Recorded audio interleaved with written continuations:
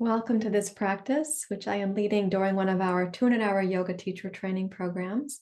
You're welcome to check out the teacher training at the link on this video and in the description below. And what we're exploring this weekend in their module is the kosha model, the kosha system of the 5 sheaths of the human experience. So you'll hear me talk them through those 5 sheaths in an opening dialogue, and then we're practicing mindfulness of the Annamaya, Pranamaya, and Manomaya kosha on our way into Vijnanamaya and Anandamaya kosha. I'm going to give them some technologies to use related to the curiosity of the mind, and I'm going to give those to you as well, of course. So bring with you a sense of curiosity and patience for yourself with the practice and the process. And if you find you have questions or comments, please do use the comment section below the video. I'd love to hear from you. And if you've not yet subscribed to the channel, please do that too. Okay, see you in class.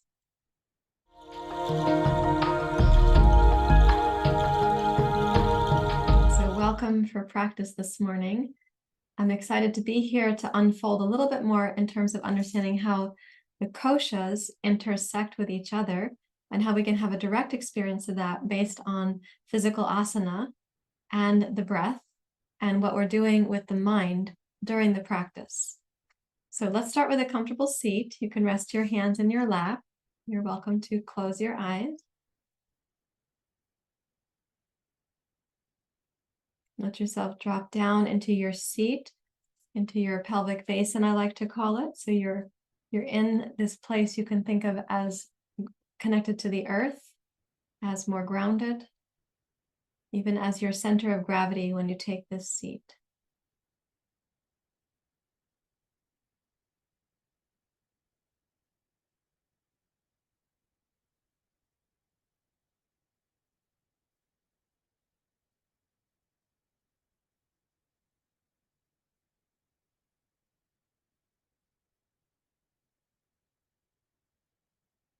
And then welcome your breathing to gently deepen so you have a sense of where you are in the arc of the inhale, in the arc of the exhale. Picture it like a wave in the ocean. You could also imagine it like a sound wave, and you want that to be a relatively consistent rhythm. Sometimes when we listen to the ocean, there is a silence before the next wave moves.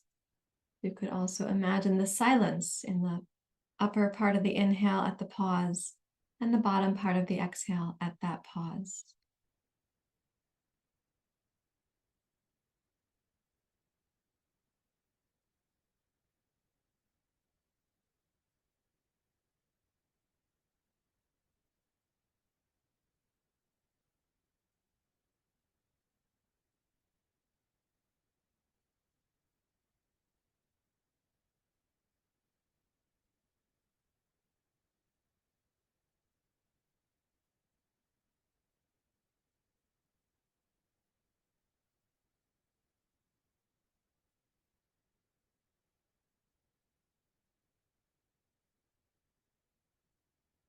And then quietly observe, how are you paying attention to your physical body and to your breath body?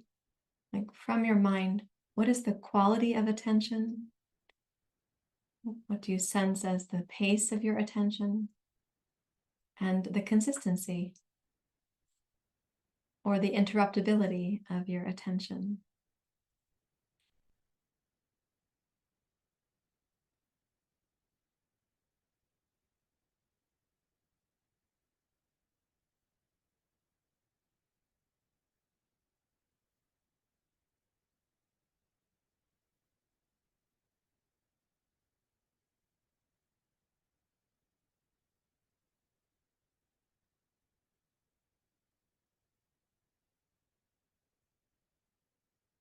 Whatever you're noticing in the quality of your attention, you can think about it like if you were holding a kaleidoscope. A little turn of the kaleidoscope brings a new view.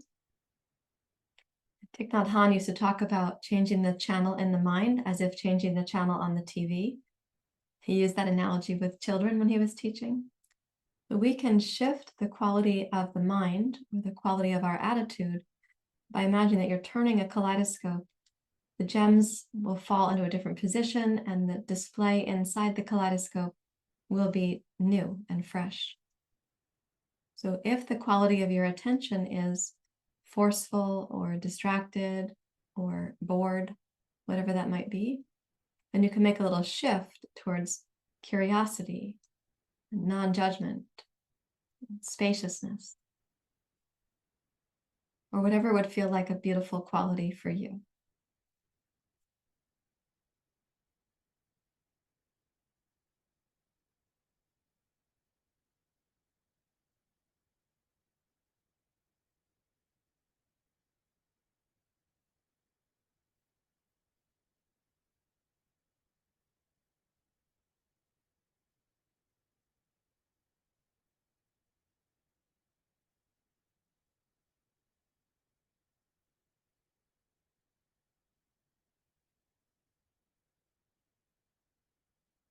And then please raise your hands to your heart.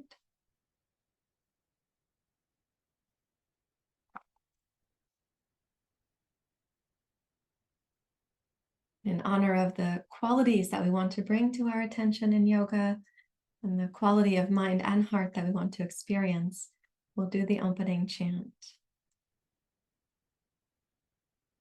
Om Asatoma Satgamaya Tamasoma Jyotirgamaya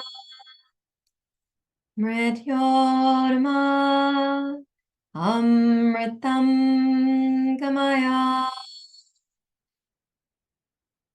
Om Asatoma Satgamaya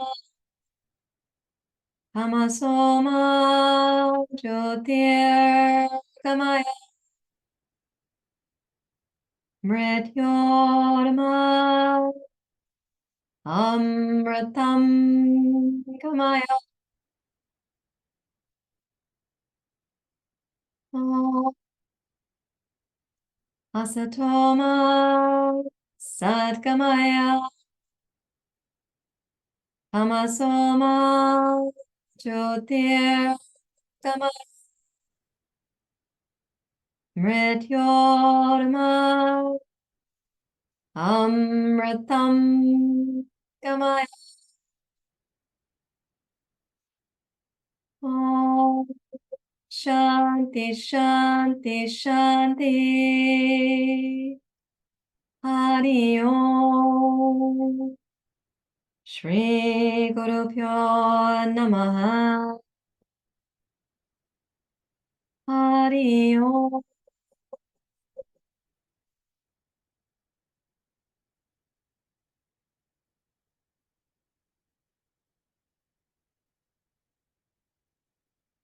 And with your exhale, you may bow your head to your heart.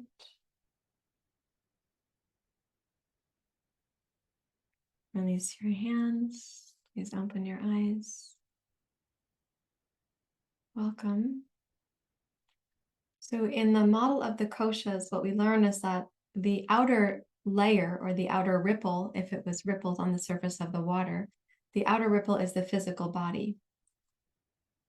And by the time we have symptoms in the physical body, or symptoms like certain behaviors in our life that we see ourselves acting out with the physical body, by the time that's occurring, we already have symptoms in the energy body or the prana body.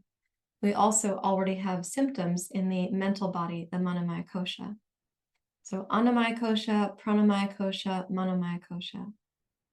The good news is that we don't have symptoms in the vijnanamaya kosha. It's untouched by this life that we end up having some dysregulation in.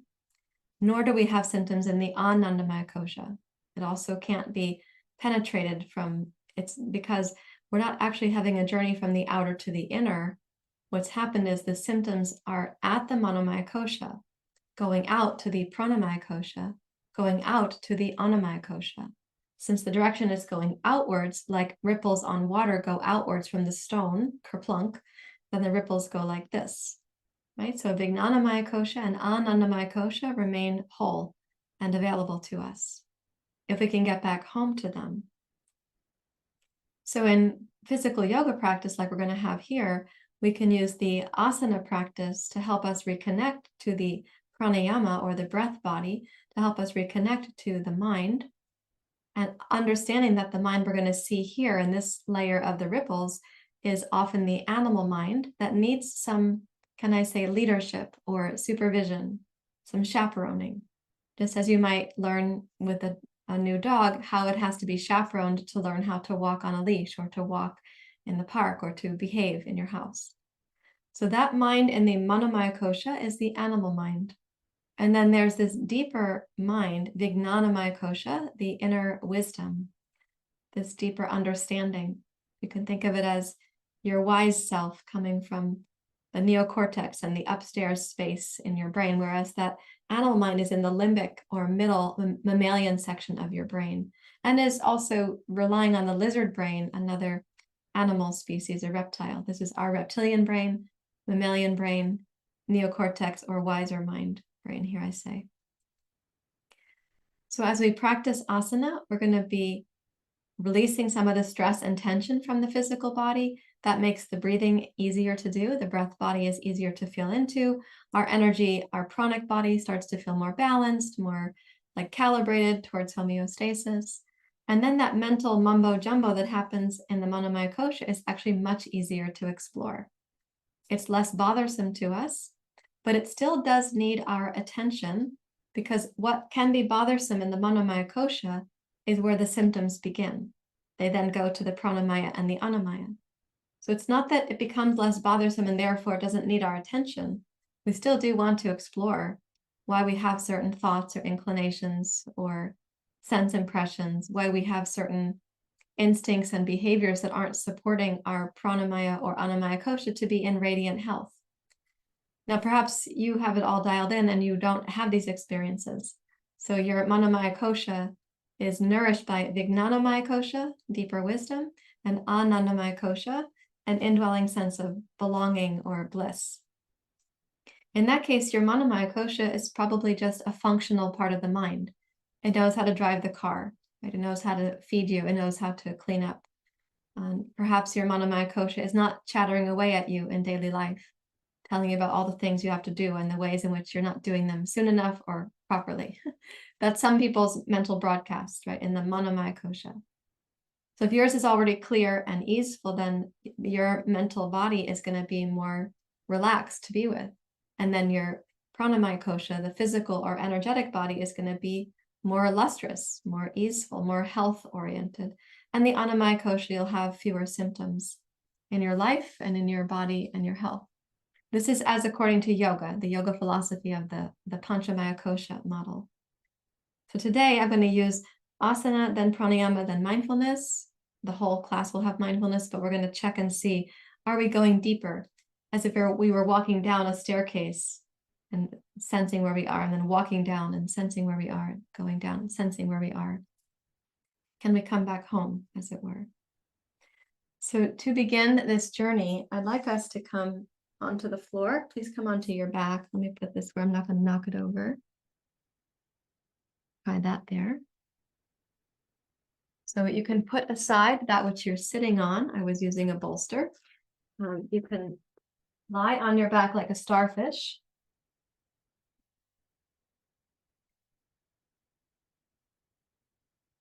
And where your feet are, let the feet be relaxed. And I'm going to ask you to start using a movement of the toes. That's actually the whole foot and ankle. And your body's going to have a little shaking like this.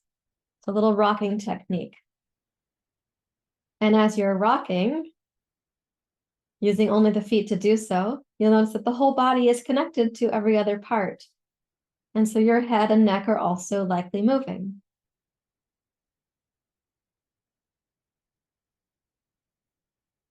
As you do this practice, we're going to do it for, a minute or two. Try to relax your face, your tongue. You might find that it's comfortable to gently allow your head to roll side to side in the rocking.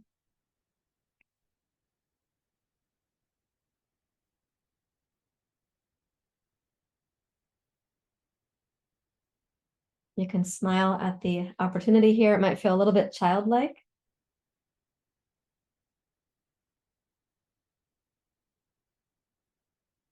When you start to feel that there's more fullness in your fingers, like there's more circulation to your fingers, there's more fullness of prana in the fingers, then I'm going to ask you to stop moving.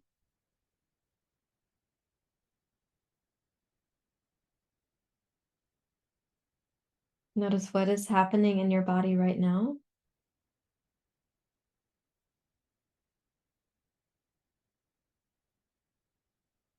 And as you observe your physical body, also give a little wink to or a little nod to the quality of your mind through which you are observing.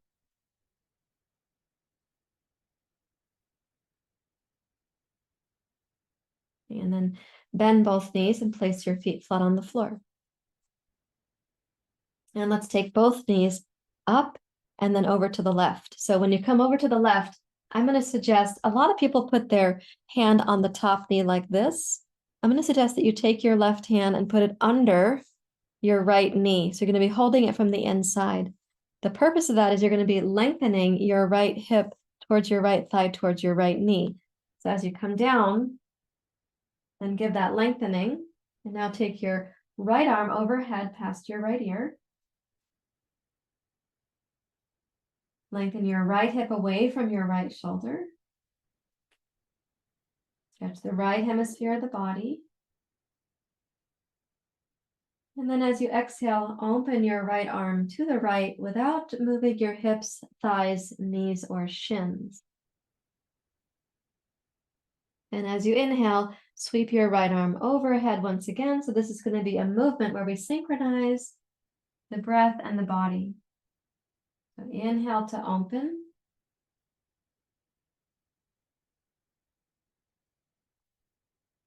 Exhale, reach past your right ear.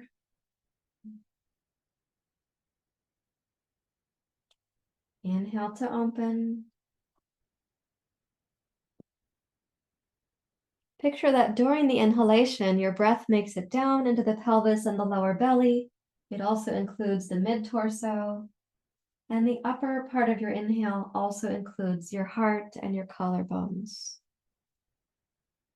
On the exhale, when you're returning to this side lying position, use your lower abdomen to support the return.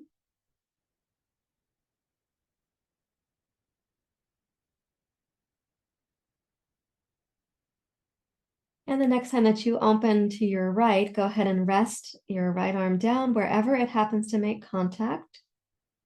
Possible that you feel your shoulder is hovering above the floor and your arm might be hovering. In that case, you could put a block or a blanket under your hand or under your shoulder. Or you could just take some gentle responsibility for the length of your arm.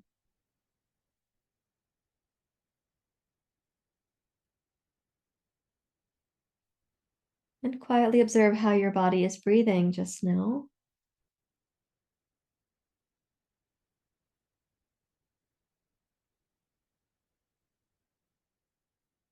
And give a little nod to the quality of your observing mind.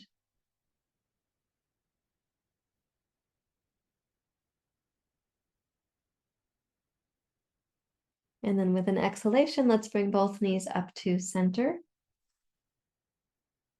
Take the right hand around the back side of the left knee, and then bring both knees down to your right. And as you do that, take your left arm overhead, reach past your left ear. As you're lengthening the left side waist, of course, if you need support under your head, you're welcome to add that. So lengthen your left thigh towards the knee, lengthen your left side waist towards your fingers.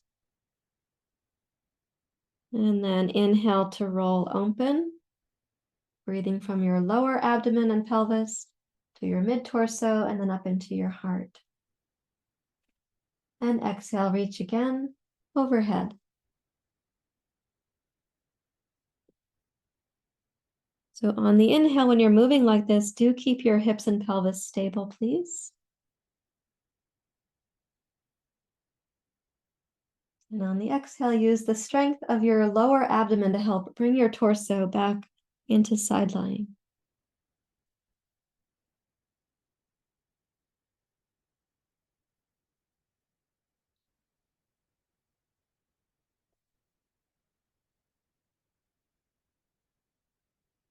And the next time that you open to your left, then go ahead and stay there.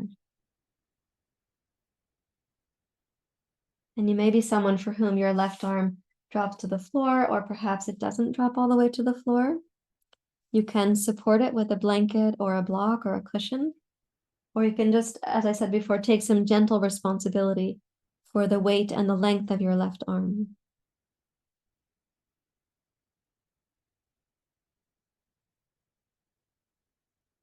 And quietly become aware of the movement of your breath, maybe like a sound wave again, or like an ocean.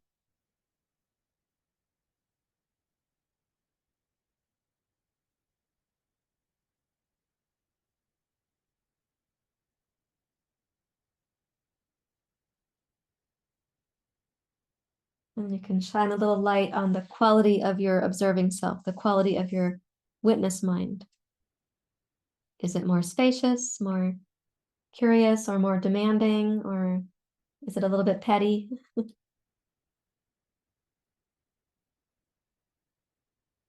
And then with an exhale, reach overhead again with your left arm. And then come onto your back. Roll your knees up, bring your feet up. Let's hug the knees to the chest. And as you hug the knees to your chest, bring each knee towards its fellow armpit, right? So right knee to the right armpit, left knee to the left armpit. You can hold with the back of your hands. You can do what I did here, where my elbows are behind my knees. My forearms are holding each other. So breathing in and breathing out.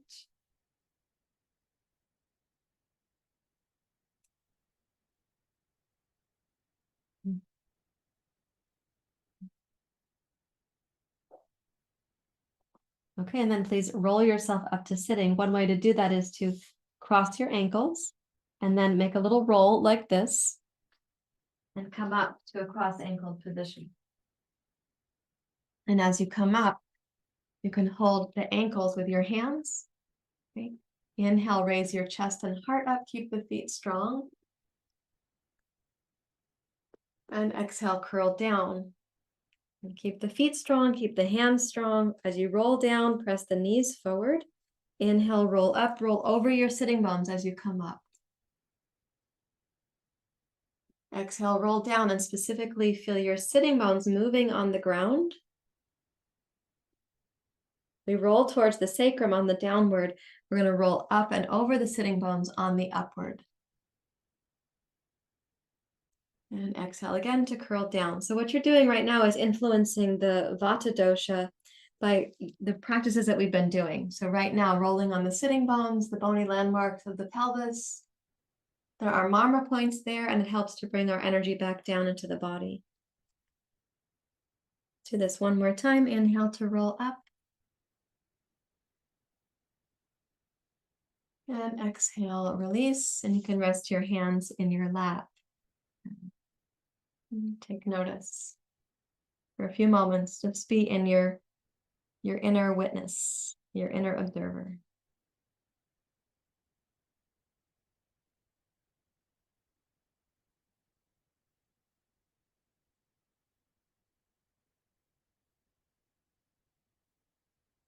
One thing you could be curious about is, does it feel like your body is more breathable? Does your breath come and it feels more welcomed by your body?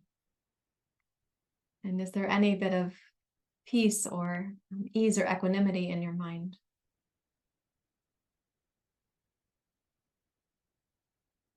And then please rise up to standing. I'd like you to have a couple of yoga blocks for your practice. Let's place these blocks on the floor for now. You can put them at a little bit of a width. Take a wide stance. Okay, so in this wide stance, let's start with the feet parallel facing forward. Press into all 10 toes and gently lift your inner arches. Okay, turn your palms face out. Inhale, synchronize the movement of your breath with the movement of your arms. And then exhale, strengthen your legs. And as you bow forward, place your hands wide on the two blocks. Allow your torso to cascade down towards the floor. Relax the weight of your head.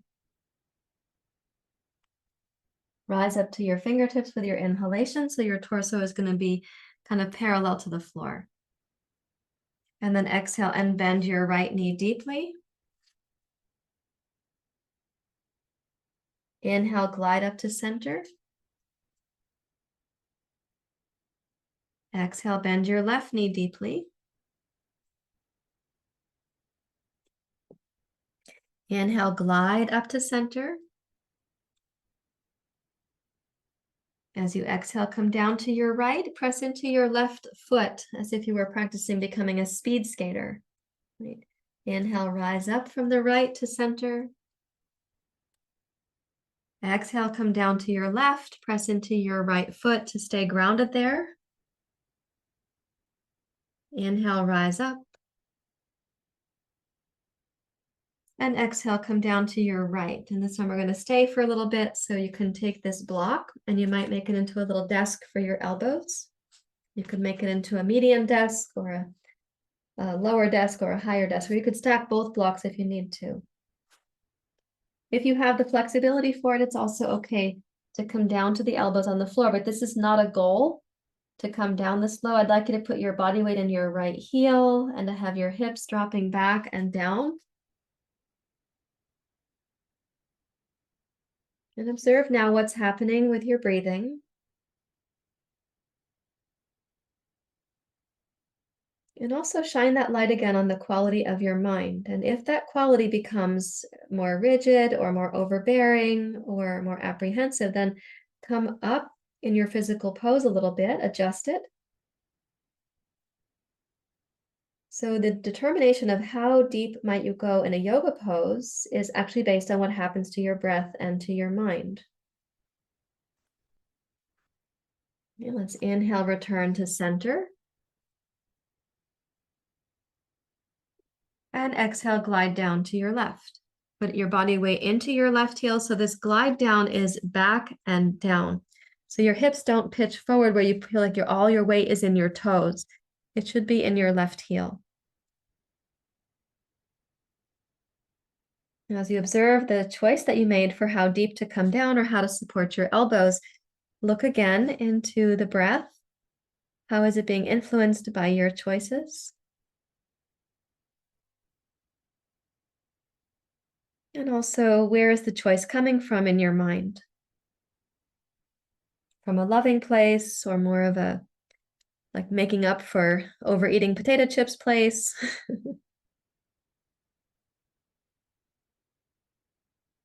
We're going to inhale and glide back up to center. And now let's put the blocks in the center. If you need blocks under your hands to come into Prasarita Padottanasana. You are also welcome to place your hands directly on the floor.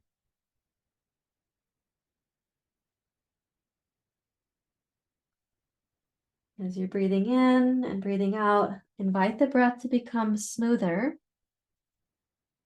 more loving, and more complete.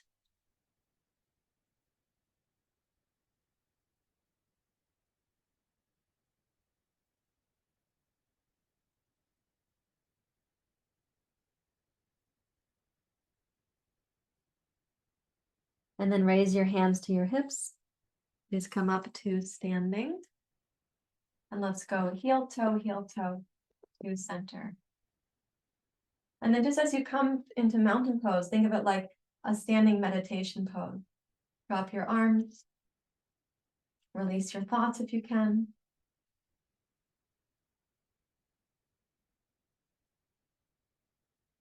You can imagine each time you're a little bit like a yoga scientist, now checking the Annamaya kosha.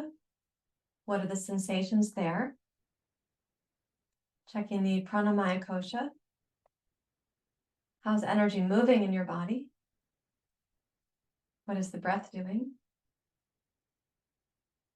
And then also witnessing the manamaya kosha. What is the pace and the attitude of your mind?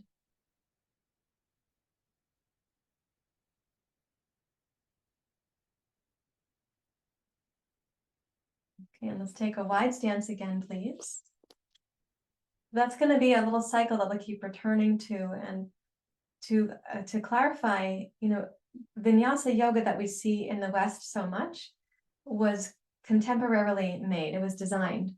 It doesn't have roots in classical yoga, where actually in some classical yoga practices, what you do is one activity and then you lie down in shavasana. You have a lot of shavasana because you're practicing experimenting along the way.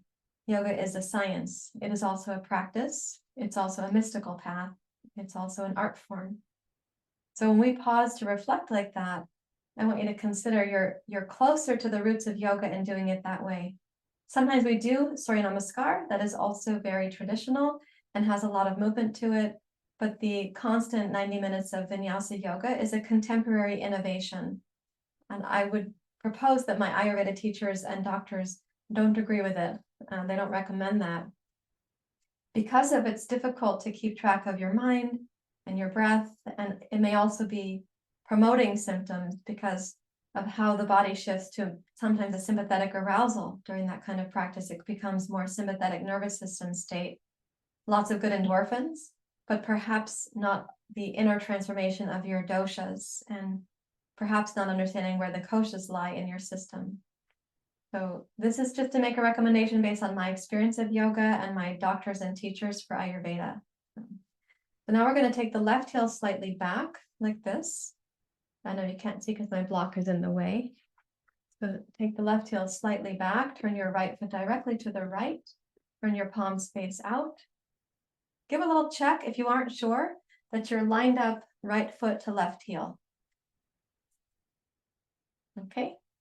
And then inhale, sweep your arms wide, first third of the breath, middle third, and then the upper third of the breath. And then exhale, come to your right.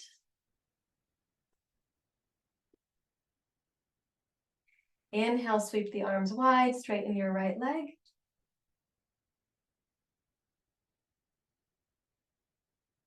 Exhale, bend your right knee, come down into warrior two. We're using this practice to synchronize the breath and the body so that the mind is also synchronized.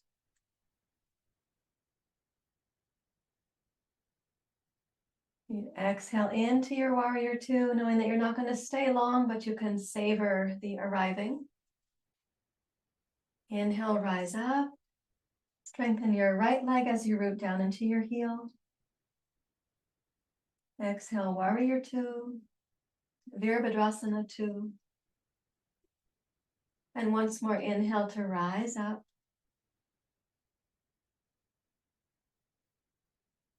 And exhale, come down. We're going to stay a while, so we're going to bask in the pose. So basking, it's like a luxury if you can bask in daily life. It's gotten so busy. So basking in warrior two, Virabhadrasana two.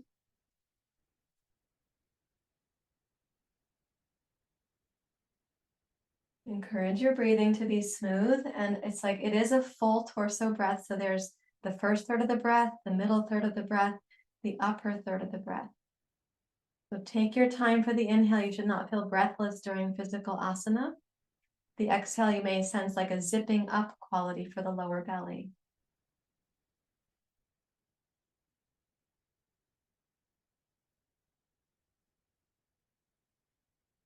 As you watch the breath moving in your body while keeping your feet grounded, your legs stable, become aware of the quality of your mind through which you're chaperoning your own experience right now.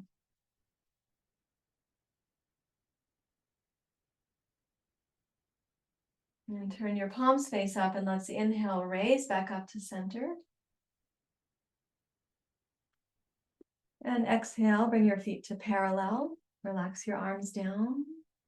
Turn your left foot to the left and your right heel slightly back, as you saw me do here.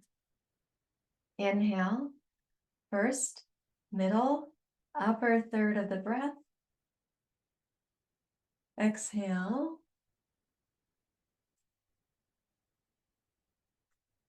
Breathing in, root your left heel as you rise. Reach the arms up. Exhale.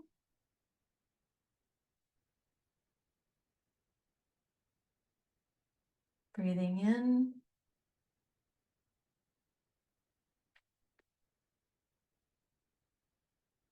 And exhale in your own timing. Synchronize so it's like the ocean is beneath you. Your body is experiencing the waves as if it were a boat. It doesn't control the ocean.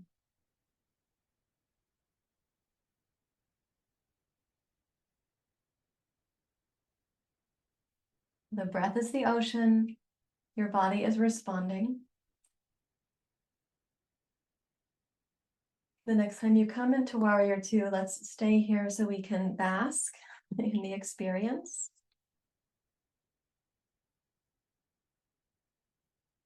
Encourage the arms to float on the air underneath them. So we're not holding the shoulders up to the ears.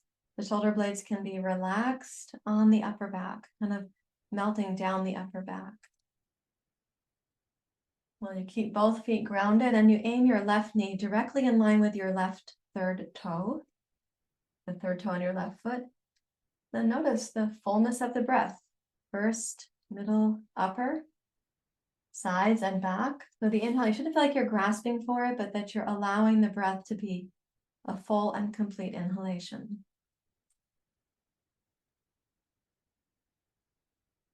And when you exhale, gently pace the exhale, starting at the pelvic floor, move it up the low belly, mid belly, upper belly.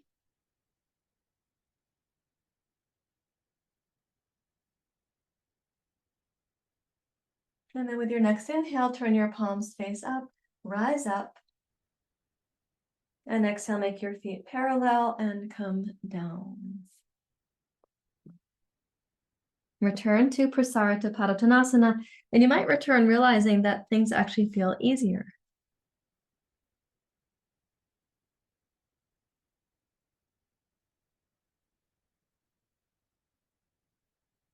Again, reconnect to the witness mind to notice the quality of your observing mind.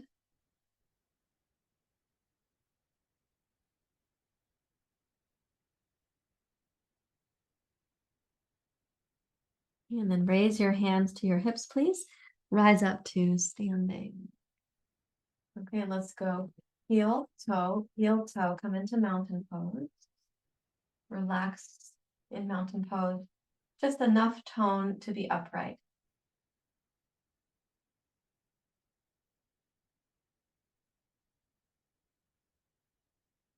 Listen for the experience of the breath, your body, your heart, your mind.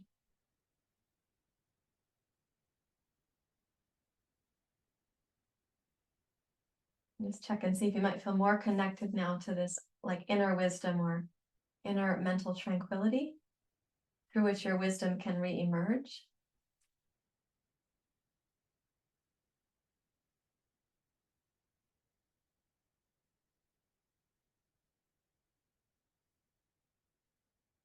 And then one more time, we're going to take a wide stance, and I'd like us to explore a pose that we could come to from standing down, which we will do, but we're going to start it from the ground up, how we rise up into it from the ground.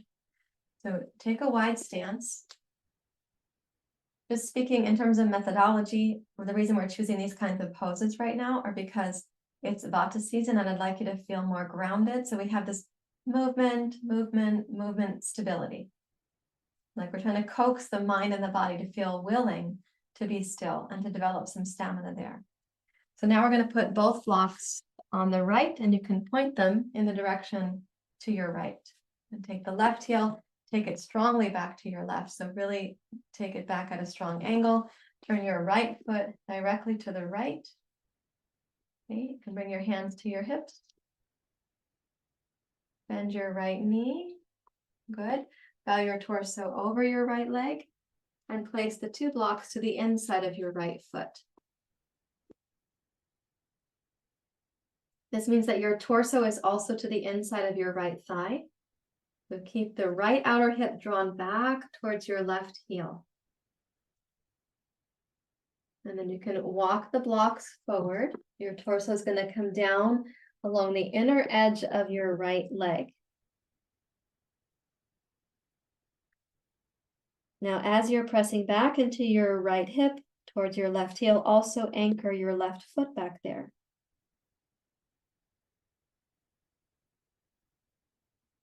And then notice again the quality of the breath, the pace of your breathing, which is responding to your physical body, which was responding to your mind, which made the choice for how deeply down you come into the pose.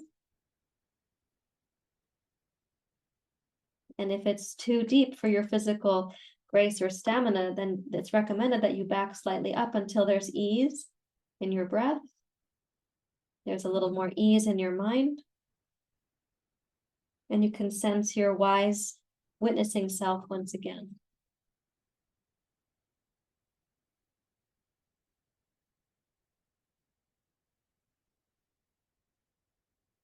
Okay, let's walk the blocks back towards the right foot. So you can line your blocks up with your right foot. So it's right foot, block, block, left, right hand, left hand. And then come up to your fingertips. Press firmly down against both blocks and root your tailbone down towards the floor. So hopefully your left heel actually feels more grounded right now. And then inhale, sweep your left arm past your left ear and come into the side angle pose. And in the side angle pose, you do kind of want to have a pretty long line into your left heel, through your left hip and up into your left fingertips. Press your right knee open and tuck your right hip under as if the tailbone could scoop towards the pubic bone. And then notice the fullness of the breath. Low belly, mid-torso, upper chest and heart.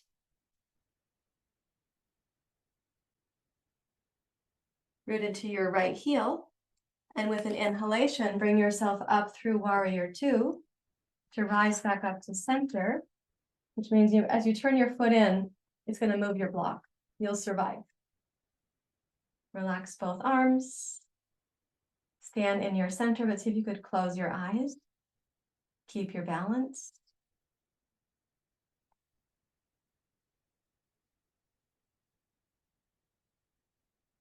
And then we're going to go to the other side. So let's take both blocks. Turn your right heel strongly back. Turn the left foot. There you go. Rotate your hips. So we are first coming down facing the left leg, and then we are coming up into a twist to get into Parshvakonasana. So rotate. Yeah, there you go. Bend your left knee. And then come on down, and you can place the blocks close to your left foot.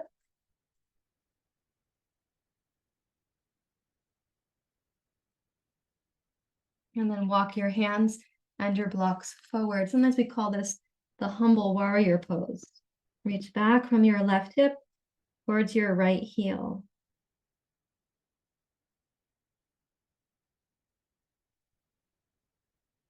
And as you're breathing in and breathing out, also notice if there's changes in your breathing based on the choices that you made for where to put your blocks or how far forward to reach or how far down to come.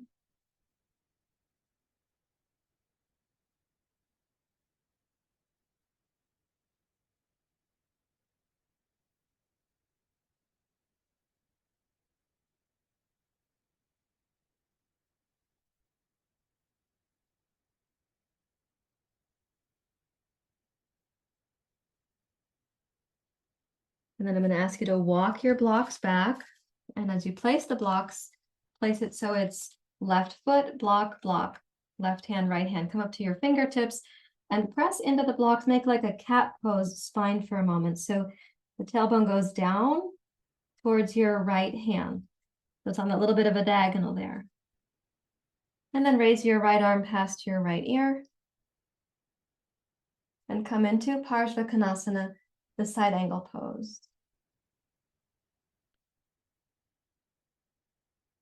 As you press into your right heel, keep your right outer hip strong.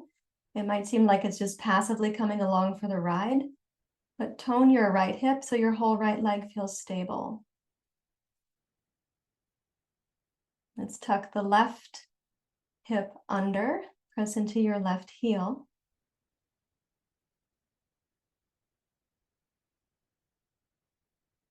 And you can really check and see how each part of the pose then influences your breathing, how your choices influence your breathing. And inhale, rise up to center, passing through warrior two. Turn your left foot in and come back down to Prasarita Padottanasana.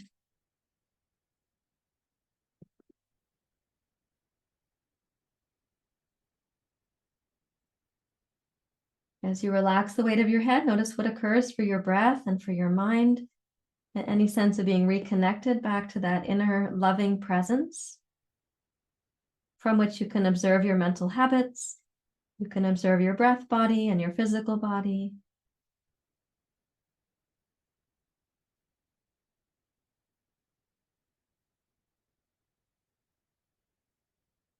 And then raise your hands to your hips once more.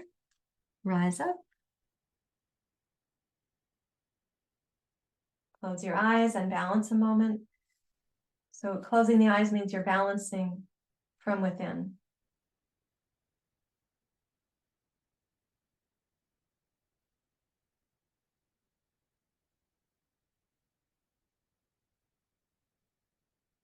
Okay, now let's take the left heel slightly back, like we did for warrior two. Turn your right foot directly out. And you can take a block and place it there near your right foot. You can do it on the tall, medium, or small setting, whatever you prefer. Okay, inhale, float your arms out to the side. Exhale, bend your right knee. Rotate your pelvis like you're about to pour some tea. You're not going to spill the tea, you're just going to pour it. And bring the right hand down to the block at the height that is appropriate for you. Sweep your left arm past your left ear. Keep the right hip gliding back towards your left inner heel. So the right butt doesn't stick out behind as you come down into the pose. There you go.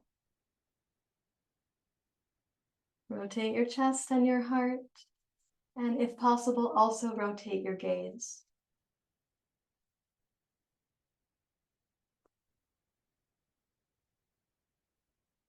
Now you may sense that the pose is experienced differently when you're coming from standing down into the pose, like it has a different quality versus the quality of coming from the ground rising up into the pose. And just see what your mind does with that as well.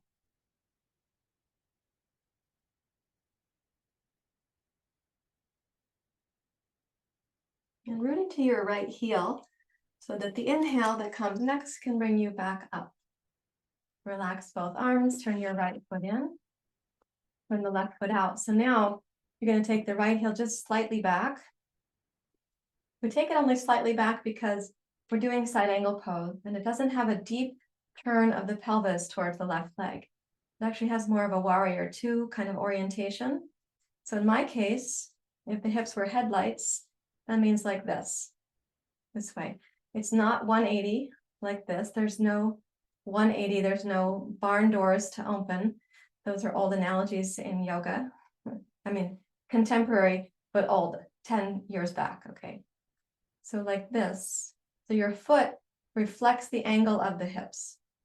Inhale, sweep the arms wide. And then bend your left knee. Come down to the appropriate height for you for the block. And sweep your right arm past your right ear.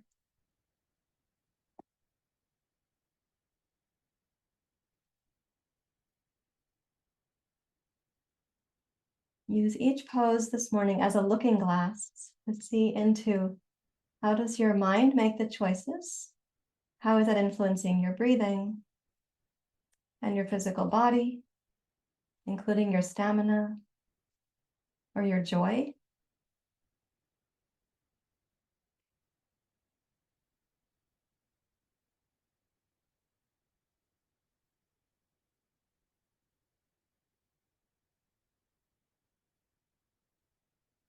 With your next inhale, Root your left heel, rise up,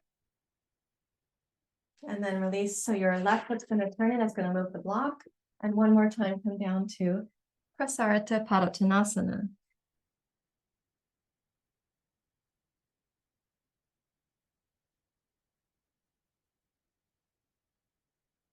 You may notice that there's circulation that goes to your head. So all the circulation that we were kind of building in the lower body by the heating nature of that practice or the warming nature of that pose.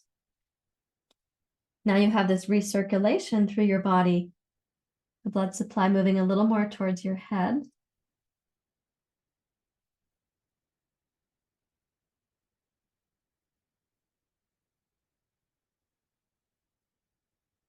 And let's place both hands where you can do this easily and walk your toes and heels in.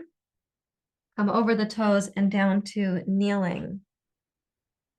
And I'd like you to take a block to sit on. You could do the flat, medium, or you could do 2 blocks flat. And if you have knees that don't bend this far, by all means, adapt for yourself. So come down so there's a bony landmark for each sitting bone to rest on. And drop your hands into your lap.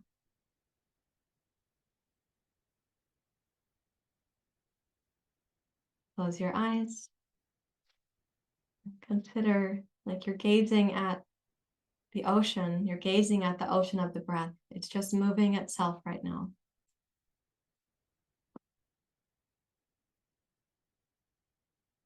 And just like the boats on the ocean don't control the waves or the currents, at the moment you are also not leading the breath in any way.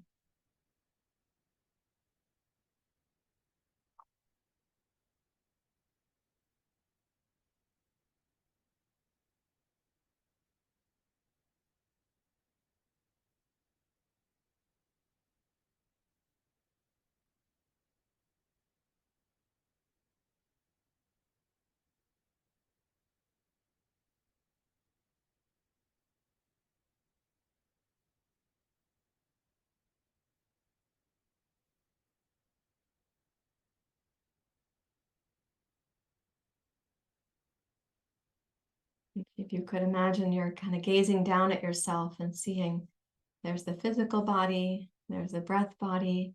What is the manomaya kosha doing? What is the animal mind doing?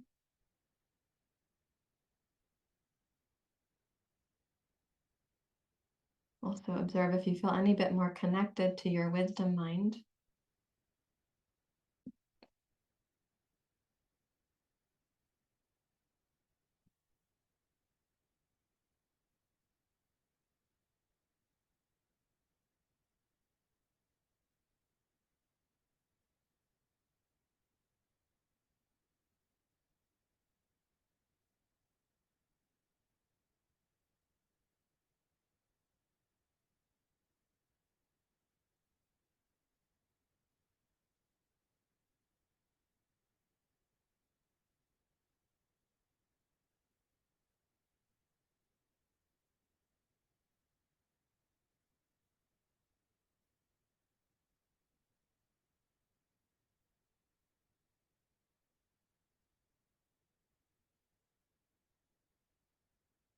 Shift to a seat for Janusirasana.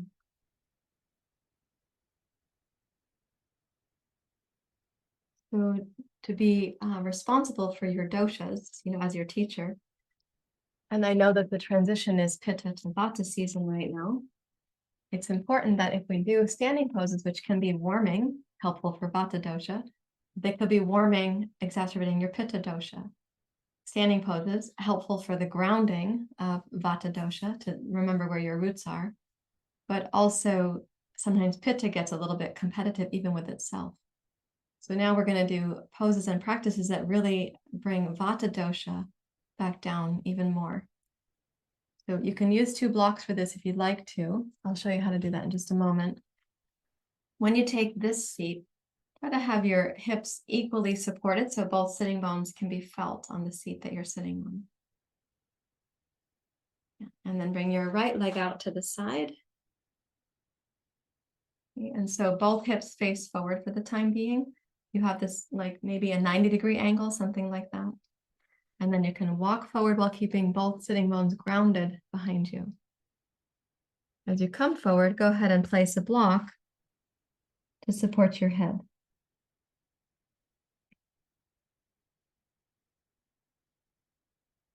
Now, it might be that you're going to use 2 blocks or 3 blocks or 10 blocks to support your head because of the flexibility of your body. It's helpful to keep your sitting bones grounded. That is an important part of the pose.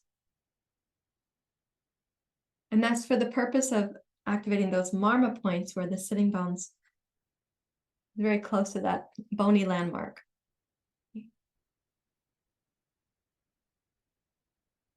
And then notice the breath in the lower belly. Right? The breath might also be in your back waist. And you may have a little whisper of the top of the inhale coming up into your chest or your heart.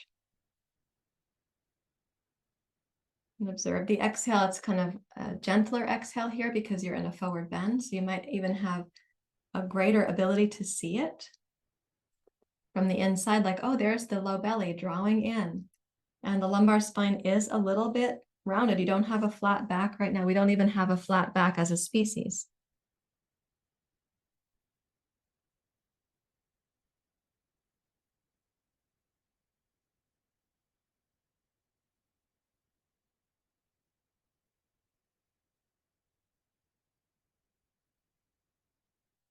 And place your hands beneath your shoulders. Come up, and you can think of yourself as facing at about noon right now. Straight on will be noon. We're going to go towards, let's say that your leg is over here at 10. So let's walk towards 11. And as you come down, you may again want to place a block to support your head. And that block could be 2 or 3 blocks or, 5 or 6 blocks. It should support the height of your head. It should not feel like you have to fall onto the block with your head. And of course, some heads are not going to be close enough to the blocks to be supported, in which case, just be gently responsible for the weight of your head as it lengthens from your spine.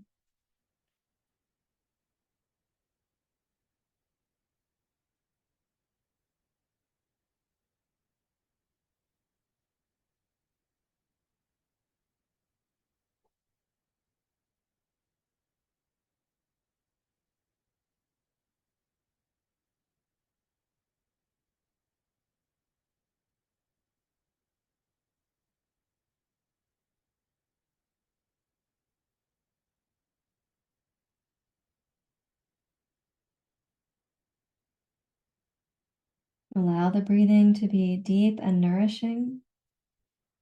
Specifically, observe the breath. The exhale is particularly grounding for Vata dosha.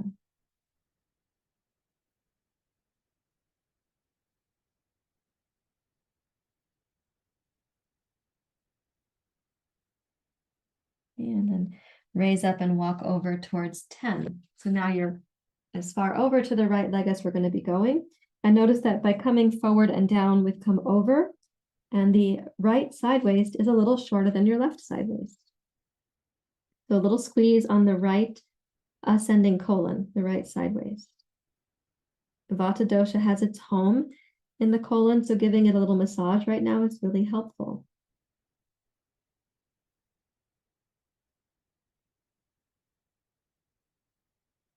And keep both sitting bones grounded on the blanket or the cushion that you're sitting on.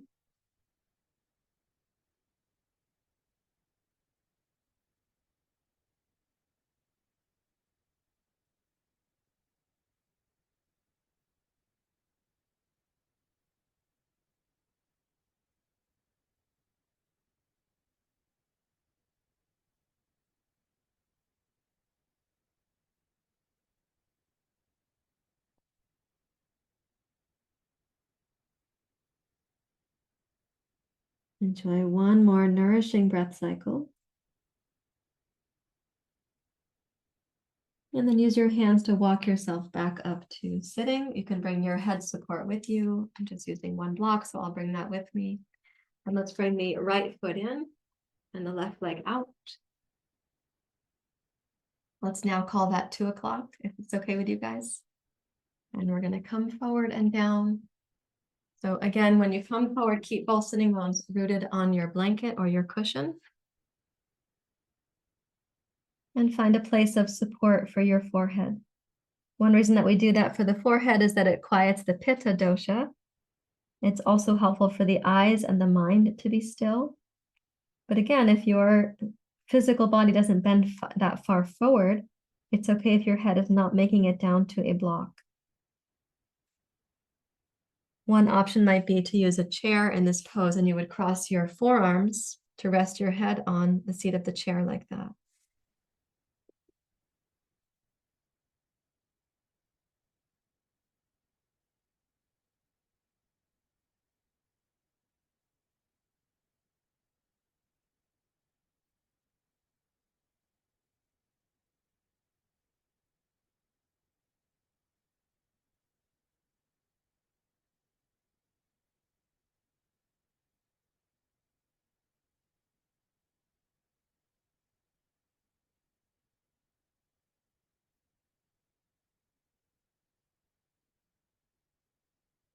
Walk up towards sitting and know that we're going to go to 1 o'clock now. So come over and down.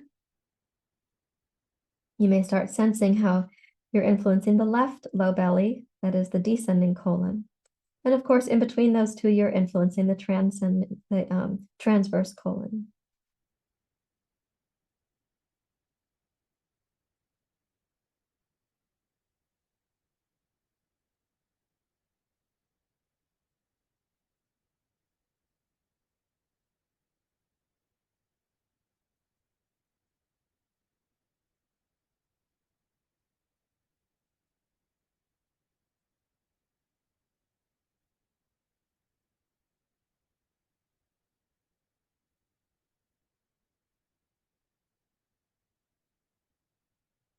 And then raise up once more and switch to 2 o'clock. And we don't raise up all the way, we're kind of staying down low. We only raise up enough to move the block. I should have said that sooner. So you're coming down, it's still a forward bend. You're adding a little deeper side bend connected to the left low belly and the descending colon.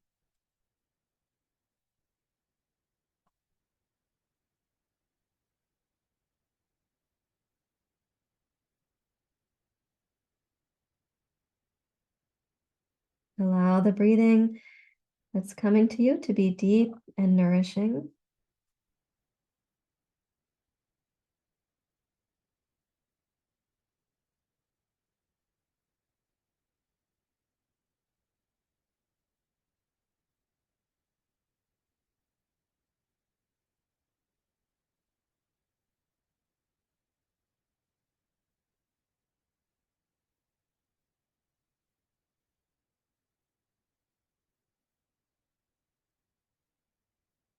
And then please walk yourself back up to sitting. And let's take the left foot and fold it in. Return to your seat.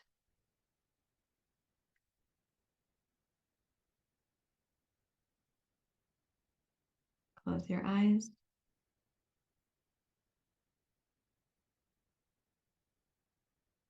Let go of the breath entirely. In the same way that you know when you hold the kaleidoscope, you don't control the gems inside. They already are in there. You're not making those gems happen. Allow the breath to happen.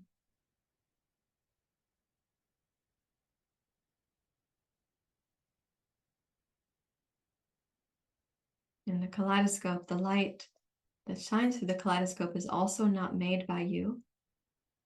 So we allow that light of awareness to come through us. We do have a responsibility with a kaleidoscope, and that is to place it and then to focus, right, as we gaze through it.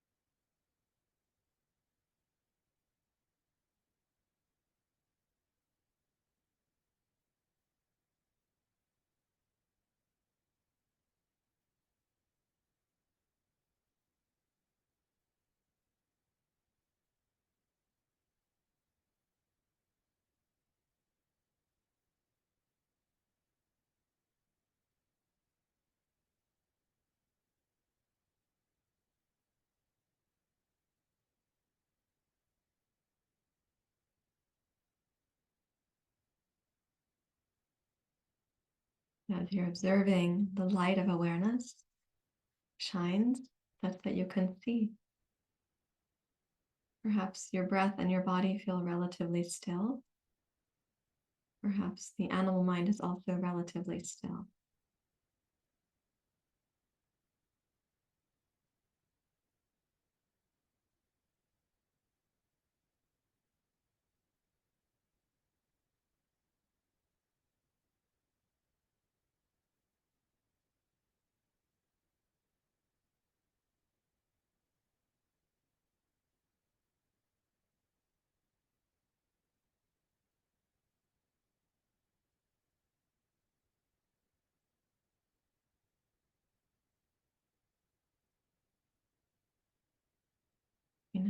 With whatever observations you've had, please come down to Shavasana for a few minutes. So a very important pose to have the whole of Shavasana, not just the mountain pose, Shavasana, or the seated Shavasana. Those reflections are very important. Now we're going to have Shavasana so we can return and feel what happens from a period of integration in the practice. What happens to your Vata dosha? It ought to, on the other side of Shavasana, support you to meditate. Right? So lie on your back. If you do have a blanket or a cushion or something, you can put that under your knees. And if you've been using 2 blocks, go ahead and put those beyond the blanket or the bolster for your heels to rest on. So it's a very slight way of inverting the lower legs. That is your, feet, shins, and knees. They're a little higher than your heart. Take the arms out to the side. You can close your eyes. If you're wearing glasses, go ahead and remove those.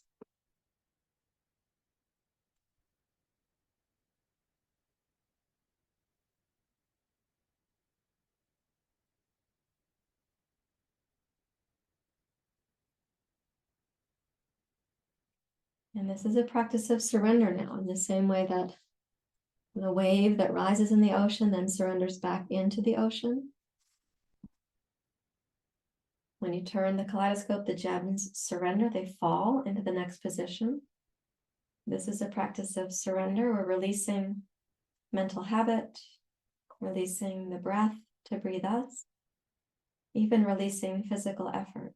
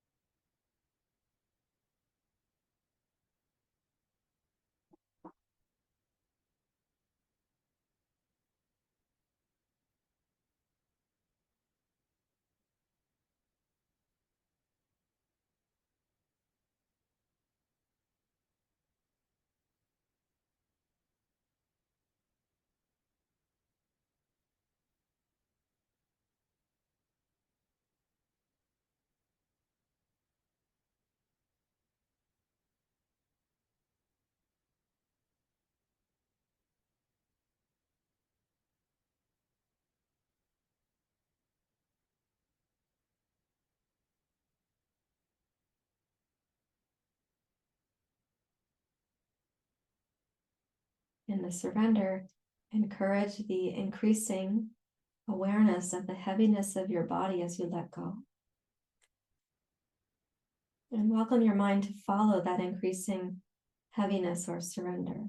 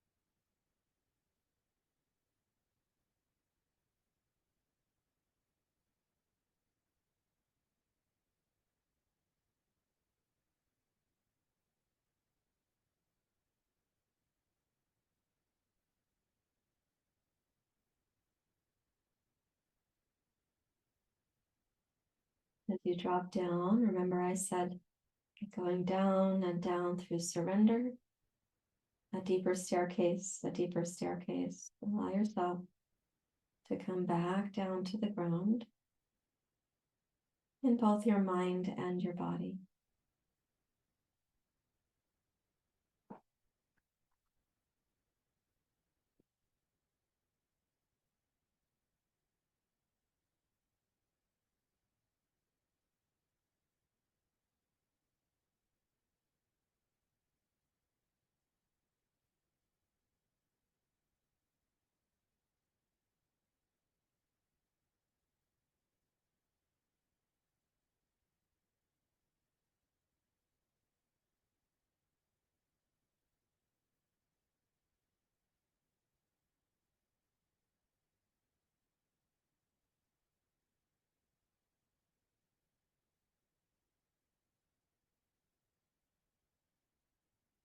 You may start having the capacity to notice the sounds of your body when it returns to rest and digest, which is also your tend and befriend nervous system.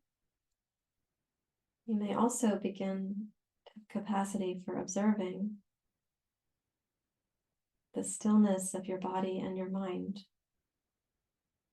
without falling asleep.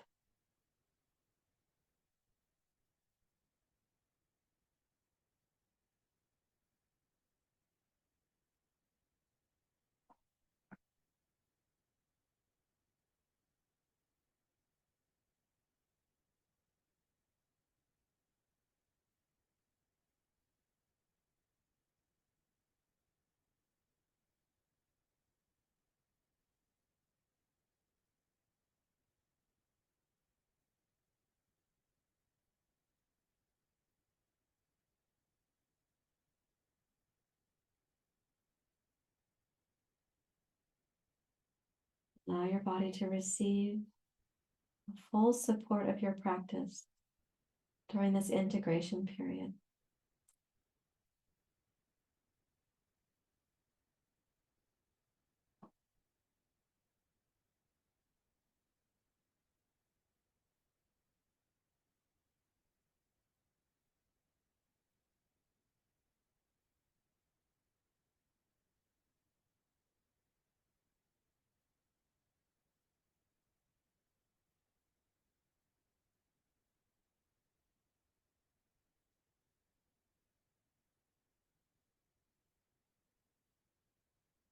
Welcoming your mind to see itself.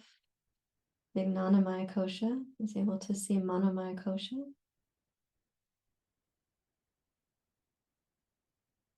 To see the pranamaya kosha and the annamaya kosha.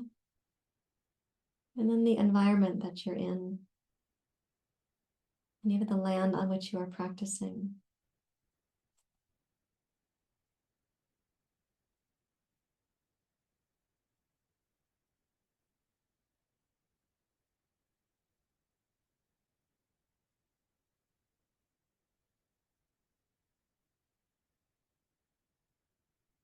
And then this Vijnanamaya kosha, this wisdom mind that can see itself and it sees the manomaya, the pranamaya, the annamaya.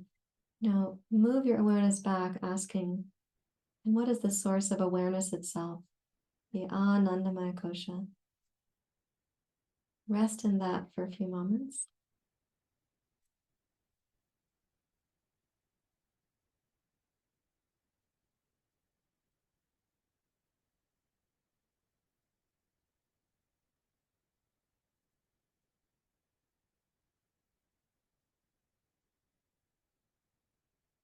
And then please lightly wiggle your fingers and your toes. And bend your knees. Roll to your side. And turn up to your seat for meditation. The real gem of your yoga practice is in meditation.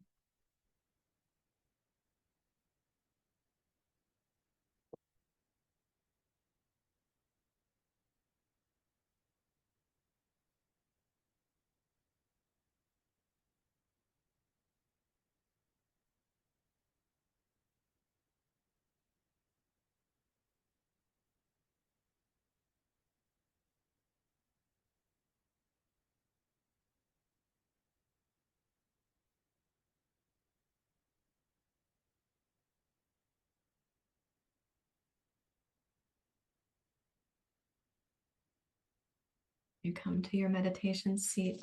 Let's do palms face down because it's more grounding for the mind. You can still, if you like to, connect the first finger and the thumb.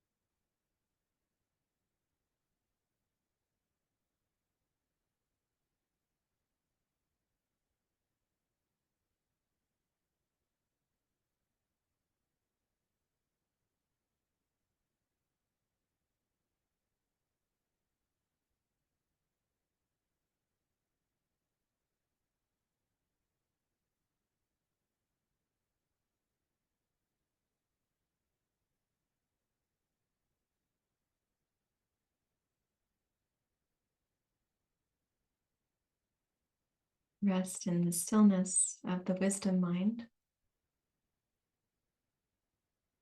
Whatever sense you have of that larger belonging or presence, allow that also to come through.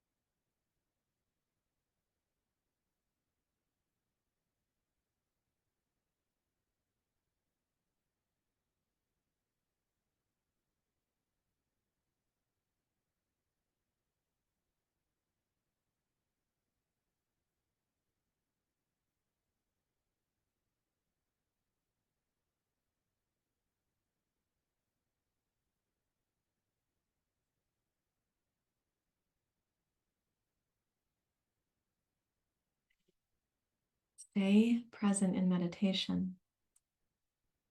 You're transforming your brain and therefore your entire inner ecology. So don't wander away. Remain still in your body, your breath, and your animal mind,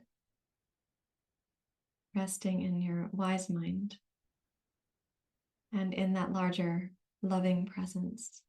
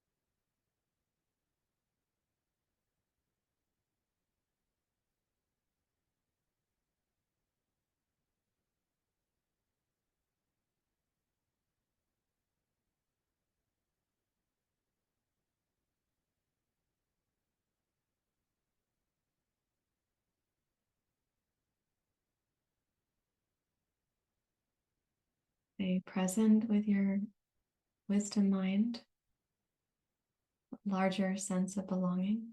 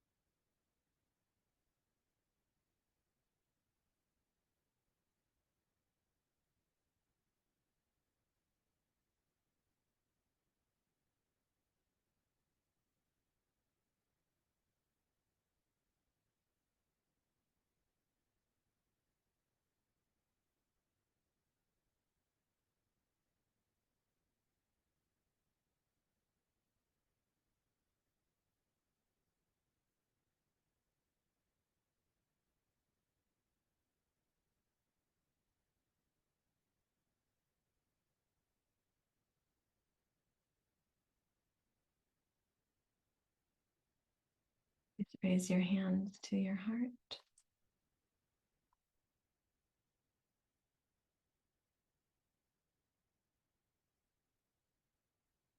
Thank you very much for sharing your practice and for contributing to the greater good and being in the community in the class. Namaste.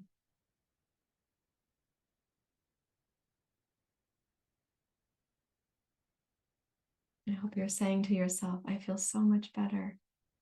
Right? You may also be saying, oh my gosh, I've seen so much in my mind, or these particular habits, maybe some little light bulbs of insight were going off for you about how the mind actually does make the choice that then the breath and body are trying to either adhere to, or in this case, the breath and body give you the symptoms or the feedback, but the mind may not be making the choice for wisdom or for elegance or for vitality or harmony. Right? So your physical poses can show you that so obviously. Right? And if we have to really effort to have mental equanimity, we might instead need to back out a little bit from the pose and find the sweet spot, as I sometimes call it. So may you now have a sense of the kaleidoscope and the light, the gems, and your responsibility is to raise the kaleidoscope, to raise your attention to where you can see and then explore what is in the mind, but also to know that light that's coming through for you. Thanks again.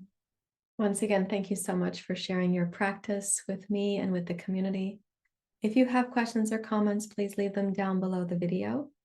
If you've not yet subscribed, please do so you'll get more notifications when we have new classes being released.